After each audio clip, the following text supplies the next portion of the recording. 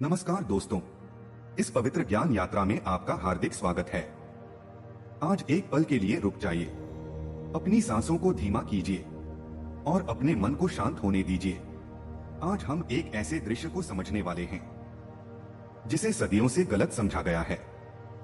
एक ऐसा दृश्य जहां लक्ष्मी को विष्णु के चरण दबाते हुए दिखाया जाता है। पहली नजर में यह एक दास्तां का प्रतीक लग सकता है या फिर असमानता का संकेत, लेकिन क्या हो अगर यह प्राचीन चित्रण वास्तव में सनातन धर्म के सबसे गहरे सत्य को प्रकट करता हो। इस चित्र के पीछे छिपा हुआ रहस्य।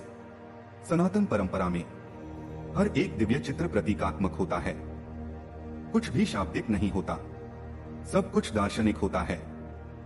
लक्ष्मी केवल धन की देवी नहीं है, वे शक्ति का स्वरूप हैं। इस सृष्टि की गतिशील ऊर्जा है जो विकास, सौंदर्य, समृद्धि और गति का कारण है। विष्णु दूसरी ओर कॉस्मिक ऑर्डर का प्रतिनिधित्व करते हैं।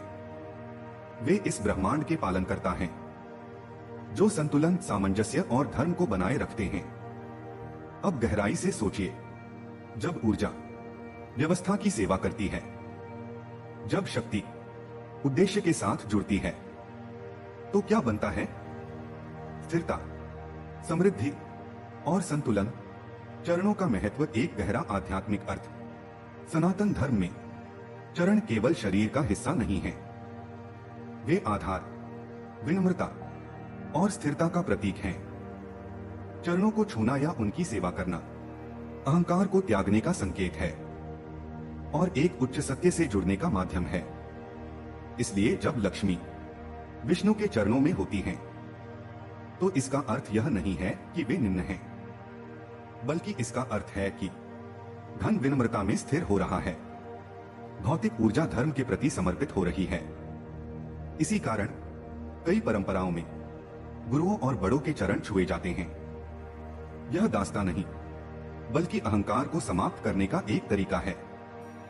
कर्म योग का सिद्धांत। यह पूरा दृश्य कर्मा योगा के सिद्धांत को दर्शाता है। कर्म योग हमें सिखाता है, कर्म करो बिना फल की इच्छा के, सेवा करो बिना अहंकार के, और हर कार्य को एक उच्च उद्देश्य के लिए समर्पित करो। लक्ष्मी का यह कार्य बाध्यता नहीं है, यह एक जागरूक और निस्वार्थ समर्पण है। यह हमें बताता है, सच्चा धन नियंत्रण से नहीं आता, यह योगदान से आता है। सच्ची समृद्धि अहंकार से नहीं आती, यह विनम्रता और सेवा से प्रवाहित होती है। एक आम गलतफहमी।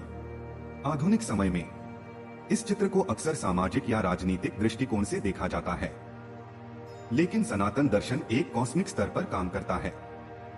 यहाँ लक्ष्मी और विष्णु पुरुष और स्त्री नहीं हैं, वे सार्वभौमिक सिद्धांत हैं।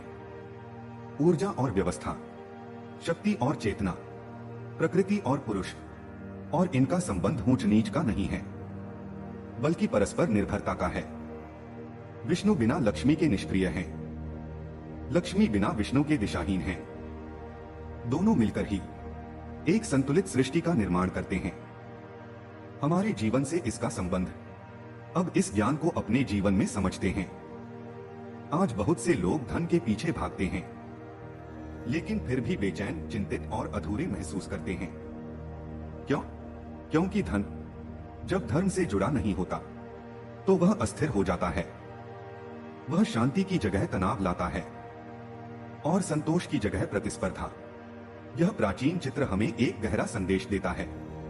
अपनी सफलता को मूल्यों से जोड़िए, अपनी महत्वाकांक्षा को उद्देश्य से जोड़िए, अपने धन को किसी उच्च कार्य के लिए उपयोग कीजिए। जब आपके कर्म धर्म के साथ जुड़ते हैं, तो जीवन अपने आप संतुलित हो जाता है। समृद्धि का वास्तविक अर्थ। लक्ष्मी हमें सिखाती है कि समृद्धि केवल धन नहीं है, यह है आंतरिक शांति, भावनात्मक संतुलन, सार्थक संबंध और आध्यात्मिक विकास। और यह सब तभी संभव है जब हम जागरूकता, विनम्रता और निस्वार्थ कर्म के साथ जीवन जीते हैं। अंतिम विचार। तो दोस्तों, अगली बार जब आप लक्ष्मी को विष्णु के चरणों में देखें, तो इसे दास्तां के रूप में मत देखिए। इसे एक कॉस्मिक संदेश के रूप में देखिए। एक ऐसा संदेश जो कहता है, जब ऊर्जा धर्म के साथ जुड़ती है तो जीवन फलता फूलता है। एक ऐसा संदेश जो हमें याद दिलाता है कि सच्ची समृद्धि संतुलन, विनम्रता और उद्देश्य से ही आती है। अगर यह ज्ञान आपको स्पर्श कर गया हो तो इसे दूसरों के साथ साझा कीजिए और कमेंट में बताइए आपके लिए सच्ची समृद्धि का क्या अर्थ है। धन्यवाद।